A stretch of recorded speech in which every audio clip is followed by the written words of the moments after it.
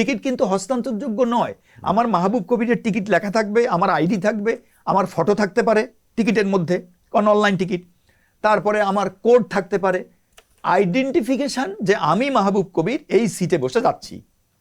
তাহলে হবে কি, ব্ল্যাকার টিকিট করবে তো কার নামে টিকিট করবে, বিক্রি করবে কার কাছে? একটা সহজ একটা অঙ্ক, কার কাছে বিক্রি করবে, কয়টা টিকিটও করবে, কয়জনে কত অ্যাকাউন্ট, একটা এই যে একটা একটা ব্ল্যাকারে কিন্তু 100-200 অ্যাকাউন্ট হোল্ড করে। তারা করে কি, গ্রামে গ্রামে ঘুরে ওই যে মোবাইল নাম্বার নিয়ে প্রতি মোবাইল নাম্বার টাকা দেয় এবং একটা করে অ্যাকাউন্ট খোলে। তাহলে আপনি একা টিকিট করছেন, আমি একা টিকিট করছি, ও কিন্তু ওই সময় 100 অ্যাকাউন্ট থেকে সে চেষ্টা করে 100 জন লোক দিয়ে। হিউজ ব্যবসা তাদের এই ব্ল্যাকারদের। এটার সাথে জড়িত রেলের লোকজনও আছে, হিউজ জড়িত আছে, আইন শৃঙ্খলার জড়িত থাকে, অ্যাটেন্ডেন্টরা জড়িত থাকে। একটা বিশাল কাঁচা টাকার একটা সিন্ডিকেট বাজার, এবং এত মজার বাজার যে আমি ফোন করে বলে দিলাম, আমাকে বলে দেয় যে স্যার অমুক সিটে এসে বসেন, আমি যাই বসলাম, আমাকে টিকিট অ্যাটেন্ডেন্ট এসে দিয়ে যাচ্ছে। একটা রমরমাট, আহা কত আরামদায়ক একটা ব্যবস্থা, আমাকে কাউন্টারে যেতে হয় না, অনলাইনেও ঢুকতে হয় না।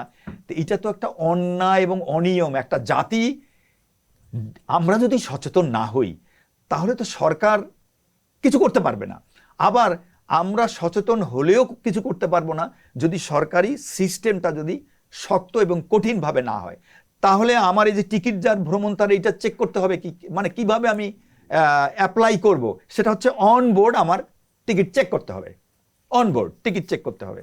কি করতে হবে, এসে আমাকে দেখাতে হবে। তো এটা ব্যবস্থা একটা ছিল, লেখা আছে যে আইডি কার্ড, এনআইডি কার্ড বা এনআইডি কার্ডের ফটোকপি থাকলে হবে। টিকিট চেক করতে যিনি আসবেন তিনি টিকিটে মাহবুব কবির এনআইডি নাম্বার আছে বা মোবাইল নাম্বার আছে, আমার এনআইডির সাথে মিললো, তাহলে মিলে গেল, আমি মাহবুব কবির হয়ে গেল। তাহলে ব্ল্যাকার বন্ধ, শুধু টিকিট যার ভ্রমণ তার করতে হবে। কিন্তু এটা ফেল করানো হলো, টিকিট চেক করে না। টিকিট চেক করবেন, ও চেক করে, সরি এখানে একদম মানুষ ভুল বুঝবে, কি চেক করে, আসে একটা টিক চিহ্ন দিয়ে চলে যায় টিকিটের মধ্যে। কিন্তু আমি মাহবুব কবির না আমি সলিমউদ্দিন না রহিমউদ্দিন, এইটা আর চেক করেন না, তারা রেলের লোকজন করেন না।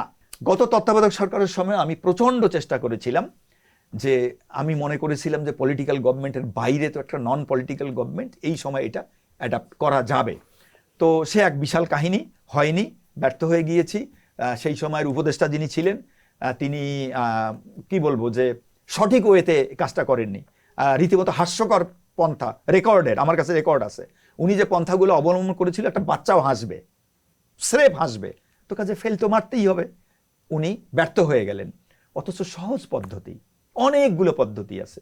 আমার পজ মেশিন দেওয়া হলো, পজ মেশিনের সঙ্গে হুক আপ করা আছে সার্ভারের, তাহলে আমার টিকিটটা তো ইয়া আছে, বারকোড আছে, পজ মেশিন দিয়ে বারকোড হইলেই তো ওর মধ্যে তথ্যটা চলে গেল, মাহবুব কবিরের ছবিটাও আসতে পারে, কারণ এনআইডি সার্ভার থেকে আমার ছবিও আসছে এই সার্ভারে।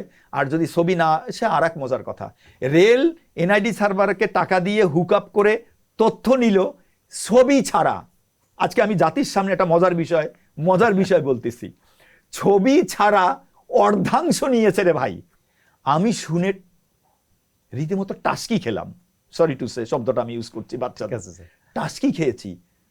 ছবি ছাড়া এনআইডির তথ্য হুক আপ করে পেমেন্ট করছে, কিন্তু প্রথমে বোধহয় 5 লাখ টাকা দিতে হয় এককালীন, আর প্রতি হিটে মানে যখন চেক করে 1 টাকা বা 2 টাকা এরকম।